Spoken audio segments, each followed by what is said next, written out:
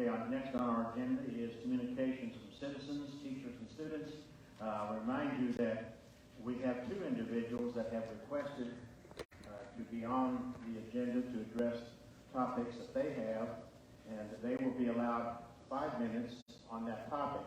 However, if you are here as a guest and want to address anything else that's on the agenda, our policy states that that's 3 minutes, and so I would appreciate it if you would adhere to those. First of our citizens that's requested on the agenda is Suwana Freeman. Ms. Freeman, if you would please introduce yourself, and so that our secretary can get the information she needs for our minutes, please. My name is Suwana Freeman. I don't hear well. If you could, please. Should I take it out and hold it? Yes, please. Yeah. I'm short. Can you hear me better? Thank you. My name is Suwana Freeman. Before I begin, I do want to thank you for the time to speak tonight. I know that you stated on the vision statement, district vision statement, that collaboration with parents and stakeholders is important. So I appreciate that. I am here to open some dialogue in the recent precedent set by naming a biological female homecoming king. This decision was not met well with community support, parent support, and a lot of your students didn't feel like they had a voice in this matter, were able to speak out for fear of ostracization and being accused of hate and intolerance. It's not okay to send a message to 3 well-deserving male athletes that the best candidate for that position was a female, pretty female, acting in the role of male. You stole a young man's rite of passage in his senior year, and our children are not here for your social justice agendas. We're continuing to see an increase in now furries in the classroom, and it's done catering to it. It's got to stop. Recent study published by JAMA Pediatrics states LGBTQ teens are 4 times more likely to attempt suicide. Transgender teens are 6 times more likely than all their peers to attempt suicide. 82% of surveyed teens said that they requested mental health care in the last year, with less than 60% receiving it. Your classrooms are not staffed with certified mental health professionals. These conversations do not belong in our classrooms. No teacher should be speaking to any student regarding sexual preferences, orientations, or any other matter of sexual conduct or material at all. If in the common workplace that is considered sexual harassment, definitely doesn't belong in our classrooms. Our children look to us for the truth and for guidance. And there are only 2 God-given, scientifically proven genders. No amount of hormonal therapy, no amount of surgery, no amount of wishing is going to turn a girl into a boy and a boy to a girl. Even our United States military recognizes if you are a biological male, you ought to register for the military at the age of 18. Because your God-given gender is 100% non-negotiable. We're going to teach our boys to be boys. We're going to teach our girls to be girls. We're going to teach them to love themselves while we teach them to love their peers. But we expect the same from you. If you want us to trust the science, teach it properly. We're done with you moral, grooming, and sexualization of our children. ACT scores in this state are at a 31-year low. You are failing our children. We're ready for you to get back to the fundamentals of education. Your ABCs, your 1, 2, 3s, but your social justice agendas don't belong in our schools. But it's not what we want. So we're here to let you know that if you cannot do that, you will not be reelected. We want education, not indoctrination. We want teachers, not self-proclaimed social justice warriors. And more importantly, we are ready for society to get their godless, morally depraved hands off of our kids, and your involvement in it needs to stop. Thank you.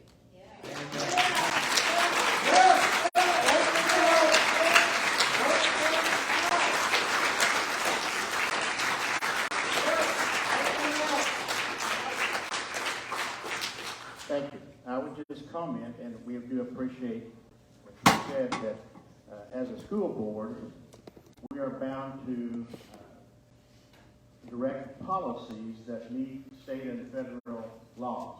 We don't write those laws.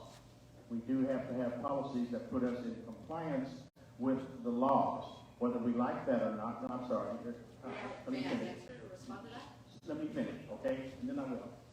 Sure. But we have to direct policies that answer to state and federal. So if you have issues that you have offense, that something you need answered to, take it to your state and federal legislators. Okay, because our policies keep us from having to go to court and keep us, hopefully, not wasting your tax dollars defending a lawsuit that we can't win because we didn't write the law. Okay? Yes, please. I did receive a copy of your I did receive a copy of the board and district's transgender policies.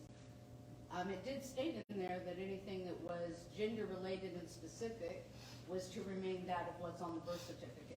You can't get more gender specific than king or queen. So that shouldn't have been violated, it shouldn't have been considered, and there's nothing wrong with telling a child, sorry, you don't qualify. They're not in charge, we are. Take it back from the kids, we're the parents, we're the leaders, be the adults, and set the standard for a solid adulthood. Because you're not doing it. And the policies aren't doing it either. And we're here to change them. Okay, Mr. Gill. Yes.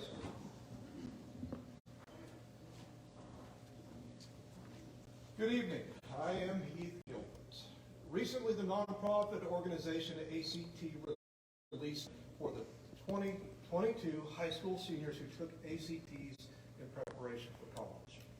Our nation currently has the lowest average ACT score over the last 30 years. Missouri scores are just barely higher than the national average.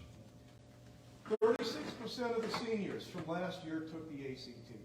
Arguably, those in that 36% were among the best and brightest of their class.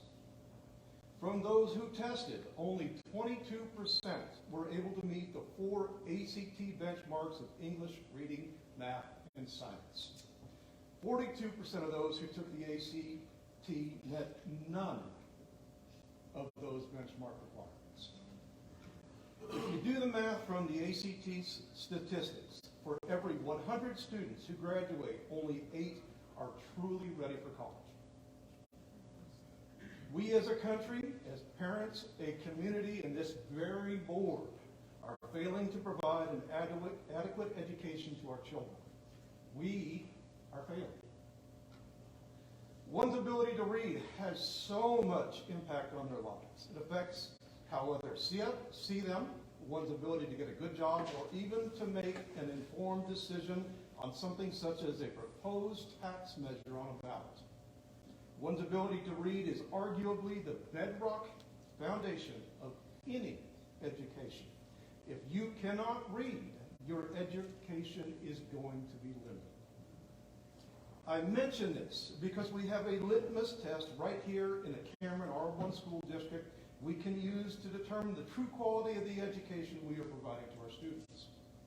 It is readily available and will cost nothing but a little bit of your time. I believe it will give us the opportunity to gauge if we are truly providing an exceptional education and giving our student the best possible opportunity to succeed in life. I challenge every one of you who can hear my voice, everybody in this building and anybody that happens to be watching this on the live stream. Go audit a high school language arts class when the students are reading aloud from the same textbook. Stay and listen until every student in that class has had the opportunity to read. When you're done, ask yourself if we are truly providing the best possible education to those kids. Then stick around and ask that teacher, what happened? How did we get here? And what can we do to make it better? Don't ask the people sitting at this board, this panel. Ask the teachers. It is the policies that those teachers have been told they will follow that has created the situation where you are in. Trying to appeal to DC or even Jeff City on this matter is an exercise in futility. We are just a number to them. They don't care. They do not have the vested interest in our little community that we do. If we want to make an impact and see things change, we must start in our own backyards. We owe it to our children and our community to do that. Thank you.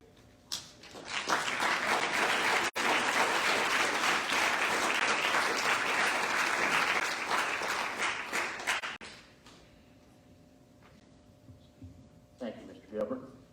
Now, if there are citizens, teachers, or students that wish to address items for consideration on our agenda, you would have 3 minutes on those items related to the agenda. All right, we'll move along. First thing on the items for consideration, approval of resignations. Board, you have before you those resignations that have been submitted. Is there a motion to approve? Moved by Jackie. Second by Stacy. Discussion. All in favor of the motion, say aye. Aye. Opposed, no. The ayes have it, the motion carries. And there are recommendations for personnel to hire. You have that list before you. Move to hire by Pam. Second by Andy. Discussion. All in favor of the motion, say aye. Aye. Opposed, no. The ayes have it, motion carries. Then we have recommendations for substitutes to hire. Moved by Jackie, seconded by Pam. Discussion. All in favor of the substitutes recommended, please say aye. Aye. Opposed, no. Ayes have it, motion carries. Next item is board member comments. I would comment that hopefully you received an email from MSBA regarding the new governance award from MSBA.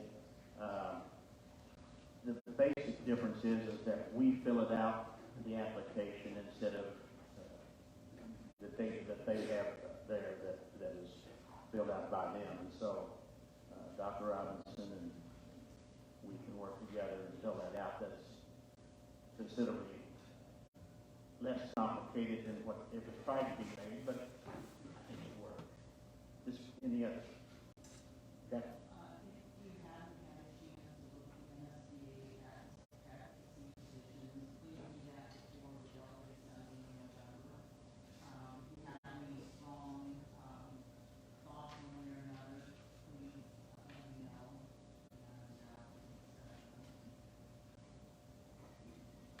Other comments? And just remind you that we do have the MSBA conference November 3rd through 5th, and then we do have scheduled a work session November 7th at the CIS. That will not be a business meeting, that will be just a work session so that we can be better at what we try to do. Next meeting is November 21st. We had enormous volunteer support from March Fest.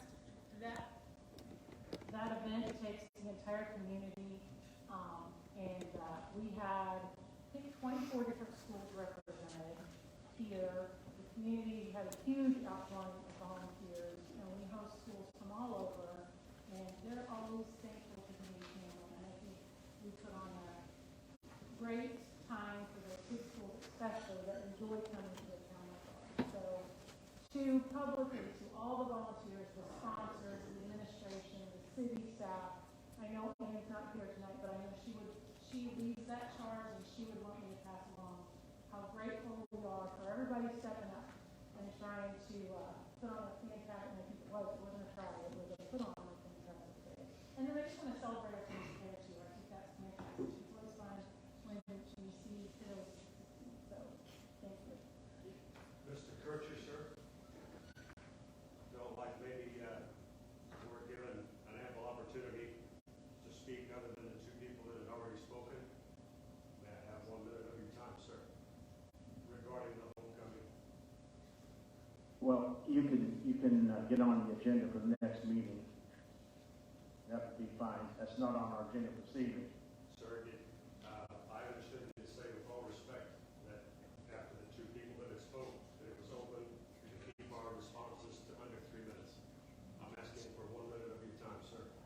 is that on the agenda? That's what you extended to us. Your I know what I said. Your comments, though, are they going to be on items for consideration that were on our agenda? They were following the comments made by the two people that spoke prior to when we were offered 3 minutes to speak our opinions. I offered 3 minutes for individuals who wanted to address the board for items of consideration on the agenda. Were the items that the two people spoke about not on the agenda? And I stated that they had requested permission to be on the agenda for those topics separately. And so if you'd like to be on the board, we'd love to hear from you, but get on the agenda for something that's not an item for consideration. I'm not, with full respect, I'm not getting that in this conversation. If it wasn't open for us to be able to make our comments, why suggest 3 minutes for anything? No, I didn't say 3 minutes for anything. 3 minutes To for, address the item that was previously mentioned by the other two speakers, sir. if you took it that way, then I apologize. That's a misunderstanding. You have 3 minutes to address items for consideration on our agenda. Those individuals that spoke requested 5 days in advance per our policy to be on the agenda. And they could speak on those topics because they requested that. You're requesting something that's not on our agenda to address the board about. Yes, sir. I understand that you have an auditorium full of people that are hoping to express as respectfully as possible, I'm sure, our displeasure with something that happened at the school that our children go to and that our tax dollars support, and we can't say anything about that. Am I understanding correctly, sir? I'm not saying you cannot say anything about that. I'm simply stating that if it's not on the agenda for an item for consideration, then you need to ask in advance, just as those individuals did, to be on the agenda. No, thank you. Just a minute. Let me finish with him. Okay? Is that understandable? You know, I think we're not making sense of this. I'm sorry if I'm a little slow with it. I just understood that in the tenor of the conversation, 3 minutes would be allotted to those who had something to say. Yes. You're trying to On control those the items speech that response today. are for consideration on our agenda. Okay, if I didn't make myself clear on that, I apologize, but our policies stated on the agendas that are available in the back of the I've room. already said what you were. I tell you what, sir, if you want 1 minute, please.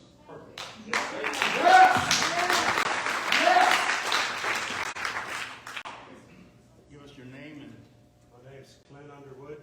I'm a resident of Cameron. I have 2 children that go to school here. Talk louder. With my fullest respect, I just have a couple of questions and a couple of statements. By show of hands, which school board members endorsed the choosing of a biological girl for homecoming king? And if no one answers the question or will put a flag in the ground and say they endorse it, then why was it allowed? As parents, the next question is, can we expect this sort of thing to be approved again by the board in the future? The final statement I have is that as the Board of Education, we entrust you to teach our children truth and appropriate curriculum for life so that they can succeed in life, not to subject and introduce them to more confusion that is bound up in a transgender movement. These children are at the most confusing times of their entire life, and we're not helping them get past it. We're trying to be friends, we're trying to be popular, we're trying to match the culture, and it's not going to fly. We can't let it fly. The future of our country and our children's lives are at stake. And if no one is going to get on board with that, perhaps the rest of us need to vote a little differently on the next school board.